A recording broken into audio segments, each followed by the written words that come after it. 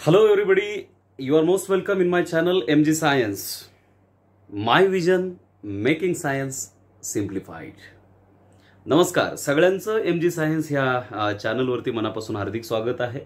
माय vision making science simplified या राज्यव्यापी मोफत मार्गदर्शनाच्या उपक्रमांतर्गत आज आपण पहिल्या घटकाकडे जाणार आहोत इयत्ता 6वीच्या आणि ज्याचं नाव आहे natural resources air water and land. So let's have the title. So here this is your chapter first. Natural resources, air, water and land. नैसर्गिक संसाधने, हवा, पाणी आणि जमीन.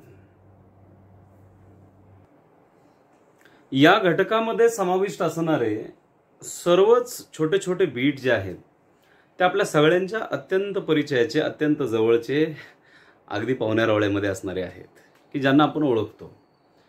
So all the factors and components of the lesson are very familiar with us because we all are aware about this. Who don't know about the air, who don't know about water and who don't know about the land. किसे पता नहीं है हवा क्या होती है, पानी क्या होता है, जमीन क्या होता है, लेकिन फिर भी कुछ चीजें हैं जिन्हें साइंटिफिकली पढ़ना बहुत जरूरी है बेटा.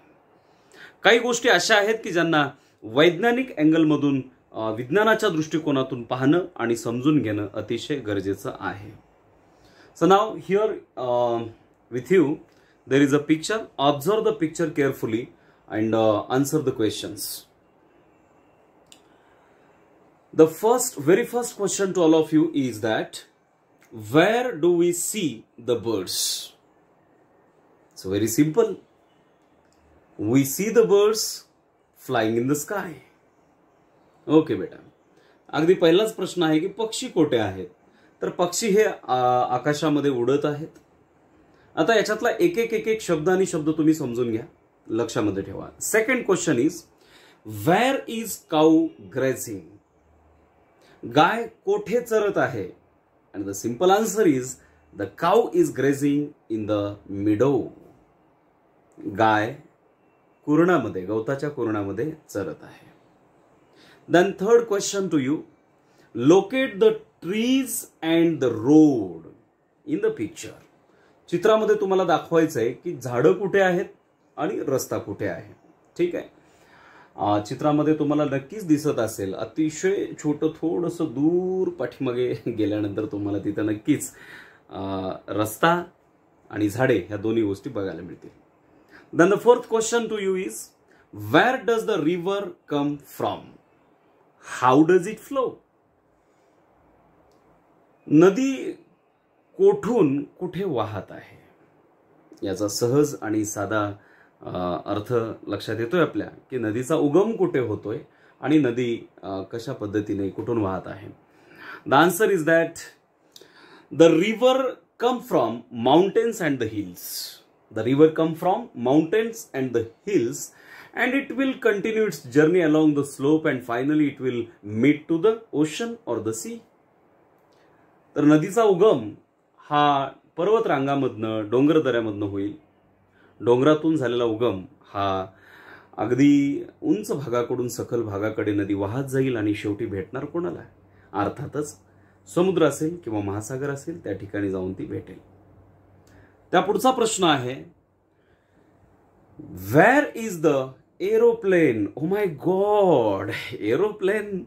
We everybody know that the aeroplane flies in the air like birds. पक्षाप्रमाणे विमान सुद्धा हवेमध्ये उडतं. हे काही वेगळं सांगण्यासाठी दुसऱ्या कोणाची गरज नाही. ठीक आहे. तर विमान हवेमध्ये उडत आहे, आकाशामध्ये उडत आहे. Then where are the fish seen. तुम्हाला मासे कुठे दिसत आहेत चित्रामध्ये बघा बरं जरा. दिसत आहेत का? कुठं आहे हो मासा? दिसतोय. ओके. तर चित्रामध्ये अतिशय छोटे छोटे मासे तुम्हाला दिसत आहेत. तर ते मासे पाण्यामध्ये अर्थातच आहेत. ओके ना. So the fishes are located और they are swimming in the water. The next question is on what is the sailboat floating. Do you know sailboat? त्याला आपण होडी असं म्हणतो. तर होडी कशावर तरंगत आहे? On what the sail boat is floating. The sail boat is floating on water. होडी पाण्यावर तरंगत आहे. So these are the questions which are given at the beginning of your lesson. पाठाच्या सुरुवातीला दिलेले हे प्रश्न आणि त्याची उत्तरं या ठिकाणी आपल्या समोर सांगून झालेली आहेत. So my dear friends, let's have a new title on a new page. एका नवीन पानावर छानपैकी सुंदर असं मस्त नवीन टायटल टाका, नॅचरल रिसोर्सेस.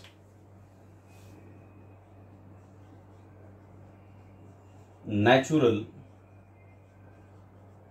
रिसोर्सेस अर्थात मराठीमध्ये नैसर्गिक संसाधने. नैसर्गिक संसाधने. पहा, लक्ष द्या.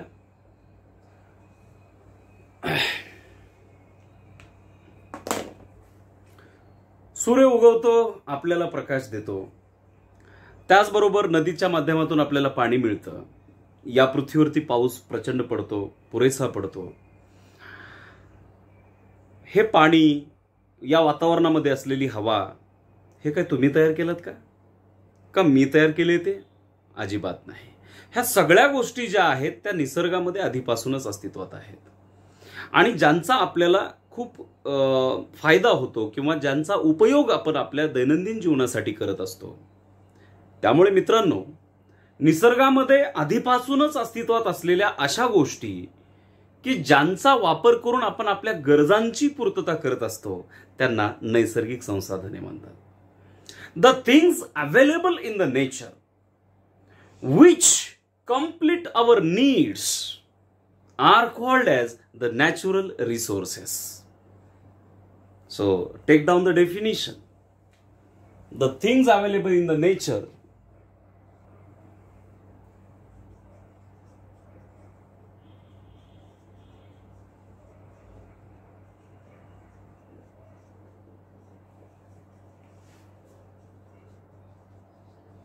which complete our needs are called as natural resources. So this is the definition of the natural resources.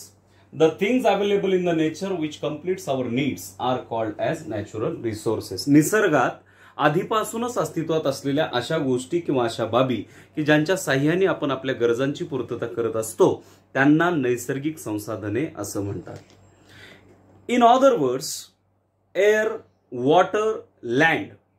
These are the factors or the things which are important for sustaining the living world on the earth and for fulfilling their basic needs. They are called as the natural resources. The picture that I have shown you now, in that picture you are able to see clearly, you are able to observe clearly that there are few things which are present underwater, there are few things which are present in the air, and there are few things which are present in the land. आता जे चित्र आपण बघितलं होतं त्या चित्रामध्ये काही गोष्टी ह्या पाण्यामध्ये होत्या, काही गोष्टी हवेमध्ये होत्या, तर काही गोष्टी जमिनीमध्ये होत्या. आणि मग everything on the earth which is found either in hard land or in water or in air, that is nothing but the natural resource. निसर्गामध्ये म्हणजे आपल्या पृथ्वीवरती पृथ्वीच्या कवचामध्ये आढळणाऱ्या गोष्टी, पृथ्वीवर असणाऱ्या पाण्यामध्ये आढळणाऱ्या गोष्टी, अगदी वातावरणातल्या हवेमध्ये आढळणाऱ्या अनेक गोष्टी ज्या आहेत त्या निसर्गतःच उपलब्ध आहेत. त्या कोणी मी किंवा आपण कोणी तयार केलेल्या नाही आहेत आणि त्यांनाच आपण नैसर्गिक संसाधने असं म्हणतो. मुळात आपण हे समजून घेऊया की आपली पृथ्वी नेमकी कशी बनलेली आहे. So look at the board carefully. मित्रांनो, पृथ्वी, समजा ही पृथ्वी आहे. Suppose this is our earth, mother earth, तिला आपण मम्मा अर्थ म्हणूया. Suppose this is our earth, ही पृथ्वी आहे. ह्या पृथ्वीच्या अवतीभोवती सगळीकडे हवेचं आवरण आहे. The earth is covered by the sphere of the air. या पृथ्वीच्या अवतीभोवती काय आहे? हवेचं आवरण आहे. या पृथ्वीच्या अवतीभोवती असलेल्या हवेच्या आवरणालाच आपण वातावरण असं म्हणत असतो. लक्ष द्या. So let us see my dear friends how the earth is actually. नेमकी मुळात पृथ्वी कशी आहे आधी ते समजून घ्या. It is called, it is said that the earth is a sphere. Earth is a sphere. Okay, पृथ्वी हा एक गोल आहे असं समजलं जातं. मुळात अशी परिस्थिती नाही बेटा. कुठे एव्हरेस्ट वरती जाऊन जर आपण चढलो तर मुळात तिथं एवढं मोठं उंच आहे, तिथून खाली बघावं तर दरी आहे. बरोबर आहे. पृथ्वीचा आकार काय सगळीकडे सारखा नाही. एखाद्या बटाट्यासारखा असावा तसा आकार आहे. म्हणजे काही जण अंडाकृती म्हणत असतील किंवा अजून काही म्हणत असतील, पण असं काय पृथ्वीची कडा अशी नाही दिसणार तुम्हाला. पृथ्वीवरती कुठं तर खड्डा आहे, कुठं तर उंच पर्वत आहे, कुठून तर अशी नदी वाहते आहे, आणि मग कुठून तर पुन्हा अजून असं सखल मैदान एखाद्या वेळेला. म्हणजे पृथ्वीचा आकार सगळीकडे सारखा नाही, पण तरी सुद्धा आपण असं गृहीत धरतो किंवा समजून घेतो. Just we consider that earth is a sphere. पृथ्वी काय आहे? एक गोल आहे असं आपण समजतो. डन बेटा.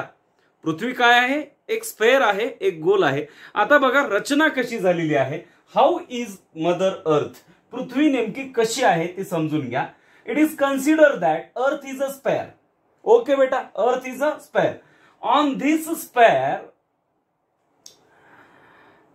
the maximum portion is covered by a liquid content, and that is water.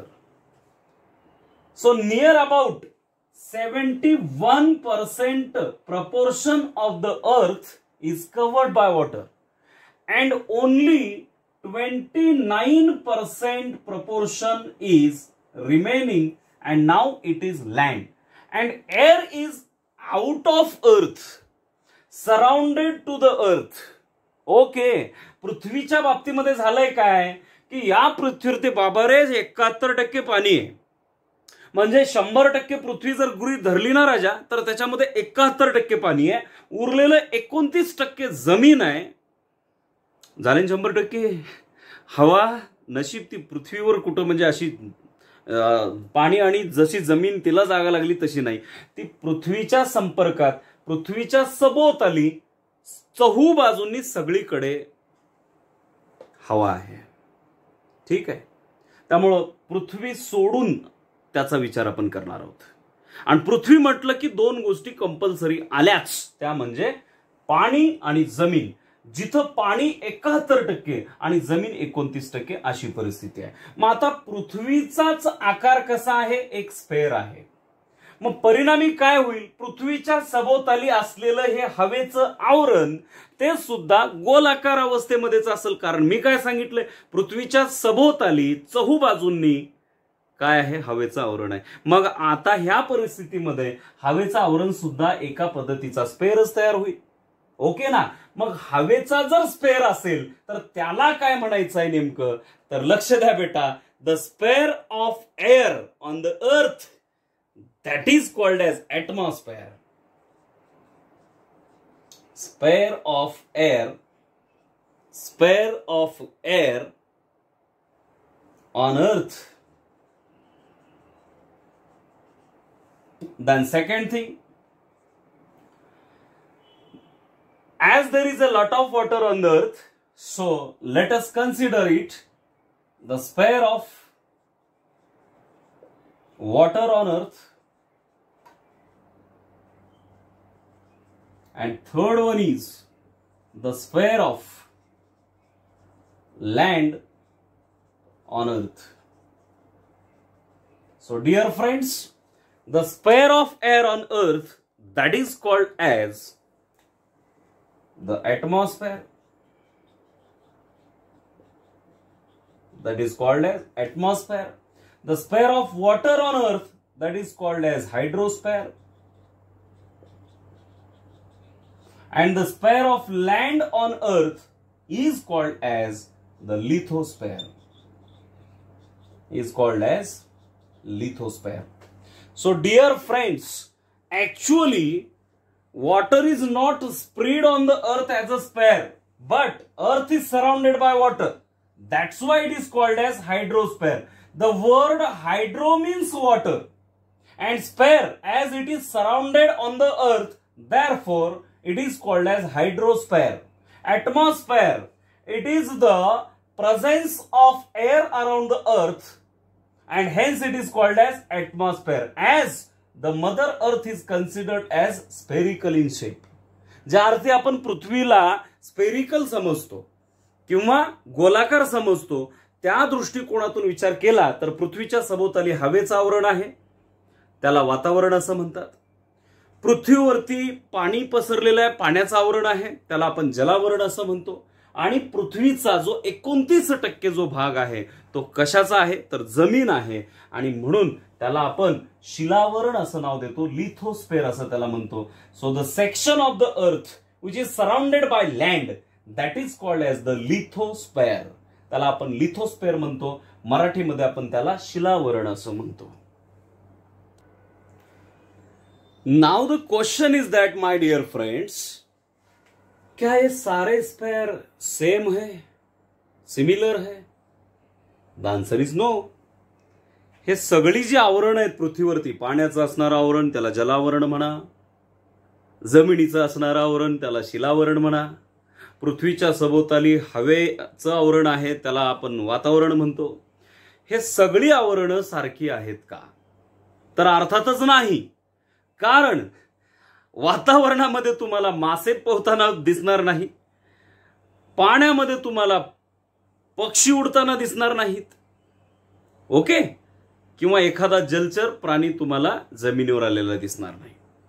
म्हणजे फरक आहे, प्रत्येक ठिकाणी फरक आहे, प्रत्येक ठिकाणच्या घटकांमध्ये फरक आहे. आपण हवेमधनं ऑक्सिजन सारखा वायू मिळवून घेतो, ठीक आहे, तेच आपल्याला पाण्यातून मिळवणं शक्य नाही किंवा तेच आपल्याला जमिनीतून मिळवणं शक्य नाही. जसं आपण नेहमीच्या पद्धतीने मिळवतो त्या पद्धतीने पाण्यामध्ये जाऊन श्वास घेणं शक्य आहे नाही. त्यामुळं प्रत्येक आवरणाला एक विशिष्ट असं महत्व आहे आणि प्रत्येक आवरण हे एकमेकासारखं नाही. मात्र मित्रांनो, क्या ये सारे स्फेयर सेम है? नहीं है. लेकिन मेरे दोस्त, एक बात इन सभी में सिमिलर है, और वो क्या है? But one thing is common in these all spheres, and this common thing is that living organisms. The common thing is that living organisms. बेटा, ऍटमॉस्फेअर असो, हायड्रोस्फेअर असो किंवा लिथोस्फेअर असो, डझंट मॅटर, कुठल्याही आवरणामध्ये बघा तुम्हाला लिव्हिंग ऑर्गॅनिझम म्हणजेच कोण तर सजीव बघायला मिळतील. You will find the living organism in all the spheres. Doesn't matter that it is the hydrosphere और इट इज द लिथोस्फेअर और इट इज द ऍटमॉस्फेअर. ते वातावरण असू दे किंवा ते जलावरण असू दे किंवा ते शिलावरण असू दे, काही असो, या तीनही ठिकाणी एक गोष्ट मात्र सारखी बघायला मिळेल, ते म्हणजे सजीवांचं अस्तित्व. Living organisms are everywhere, in the lithosphere, in the hydrosphere and even in the atmosphere. वातावरणामध्ये, जलावरणामध्ये, शिलावरणामध्ये, सगळीकडे तुम्हाला सजीवांचं अस्तित्व बघायला मिळेल. म्हणून सजीव हा यांच्यातला एक कॉमन फॅक्टर आहे, एक सामायिक घटक आहे. आणि म्हणून मित्रांनो, बायोलॉजीमध्ये सजीवांसाठी एक शब्द आहे, जीवशास्त्रामध्ये एक शब्द वापरला जातो सजीवासाठी, त्याला बायोटिक फॅक्टर्स असं म्हणतात. Living organisms are considered as the biotic factors. Okay, beta. So I'll write that word, biotic factors. Biotic factors. So one thing which is very important I am going to explain here. एक गोष्ट जी अत्यंत महत्त्वाची आहे, जी मी इथे तुम्हाला आता explain करणार आहे, सांगणार आहे, नीट लक्ष द्या. आता बघा, आपण काय म्हणालो की बाबा चला, जलावरण म्हणजे पाण्याचं आवरण आहे, ठीक आहे. Hydrosphere means the sphere of water. Then lithosphere is the sphere of land. And atmosphere is the sphere of air on the earth. हे सगळं पृथ्वीशी निगडीत आहे. बरोबर आहे बेटा? का असं आहे की पृथ्वी सोडून देऊन एक 500 किलोमीटरच्या नंतर वातावरण आहे? नाही, असं नाही. पृथ्वी सोडून देऊन 300 किलोमीटरवर पाण्याचं आवरण आहे, असं आहे का? नाही. पृथ्वी सोडून देऊन तिसरीकडेच कुठेतरी जमीन आहे, असं आहे का? नाही. पृथ्वीशी निगडीत ह्या सगळ्या गोष्टी आहेत बेटा.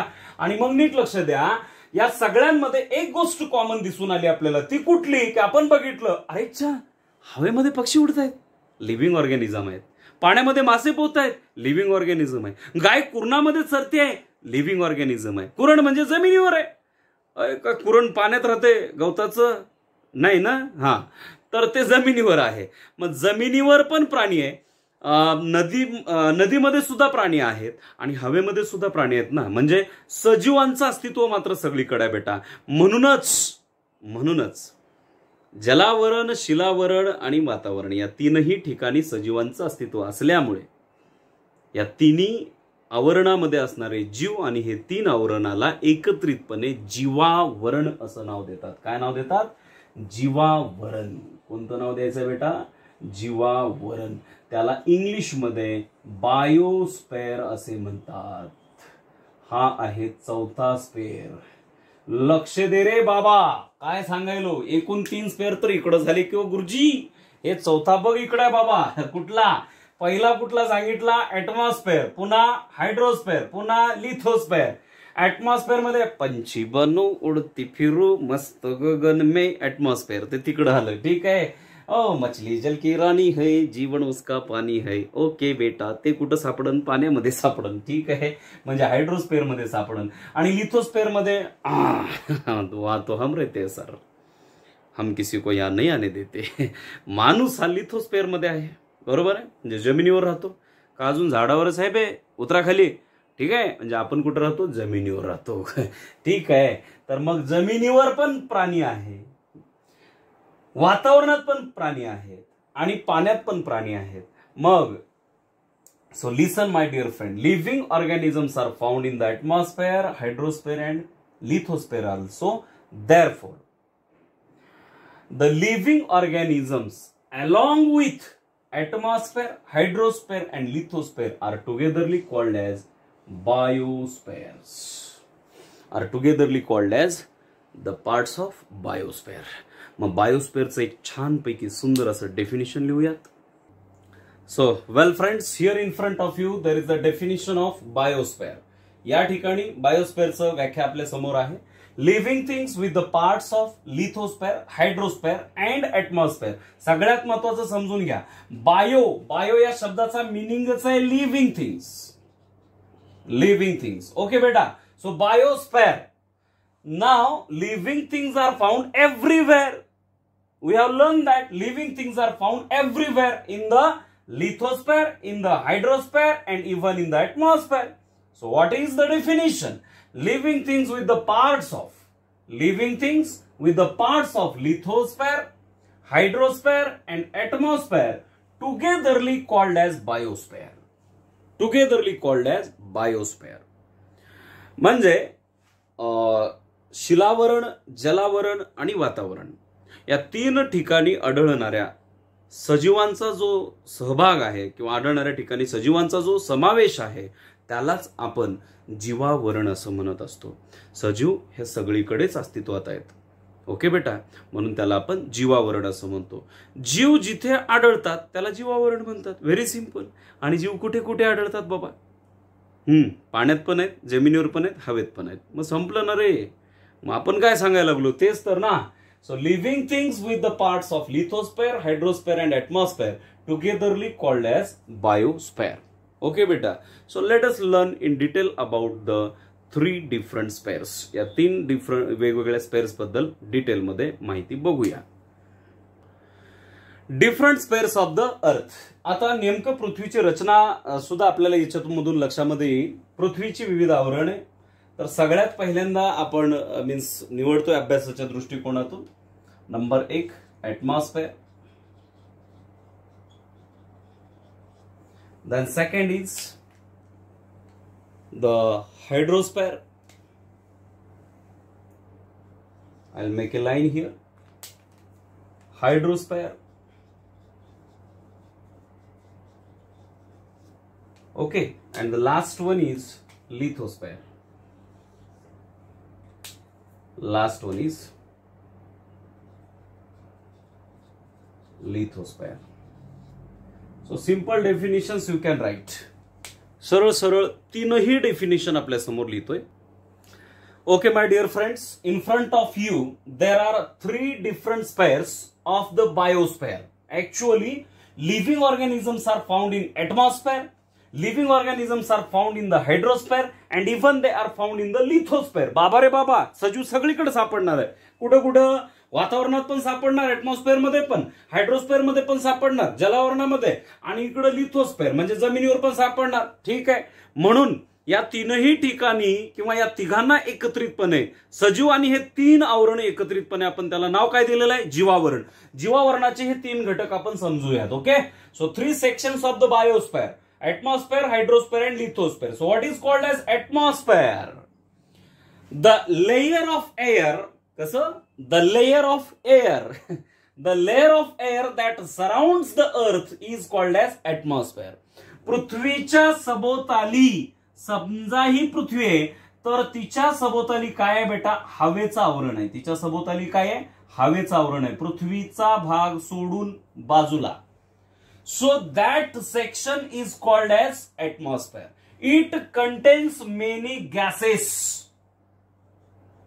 It contains many gases. All gaseous substances are included in the atmosphere, as well as, dear friends, the very important gas like oxygen we obtain from here. आपल्याला आवश्यक असणाऱ्या ऑक्सिजन सारखा वायू आपल्याला इथूनच तर मिळतो.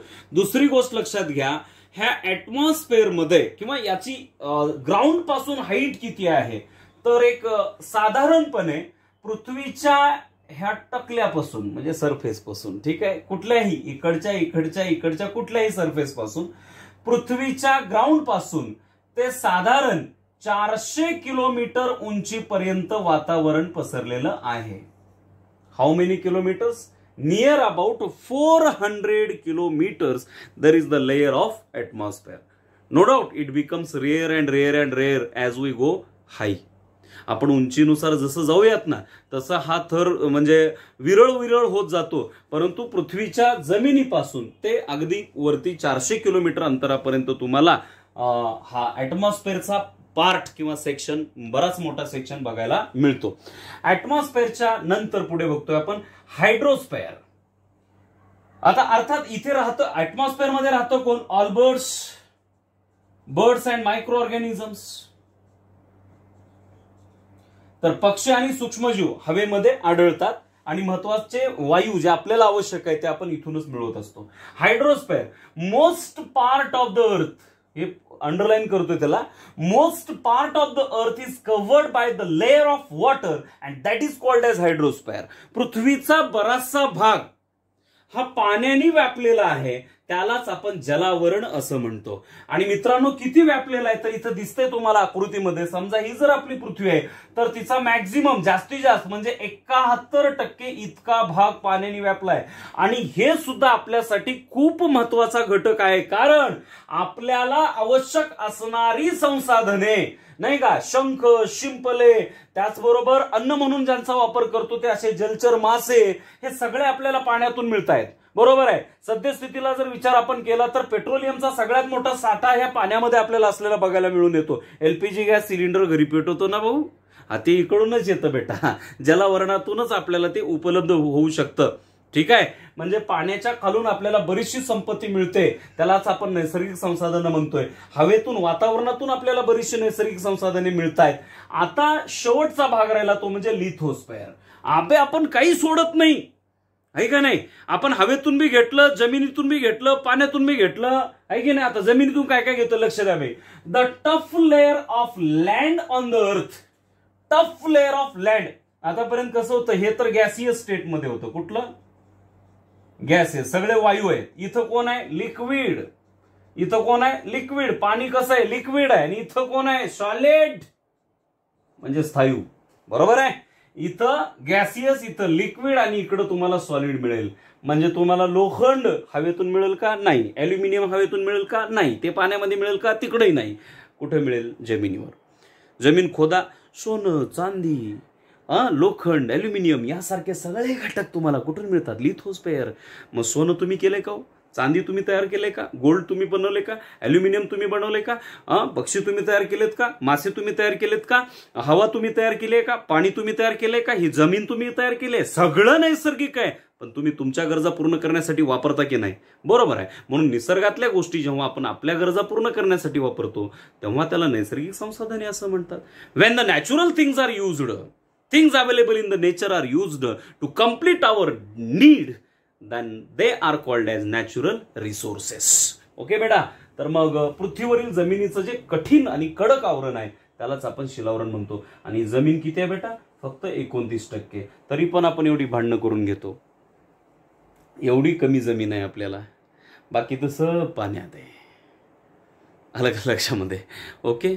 I hope you have understood about the natural resources like the air, water and land, and further details in the next period.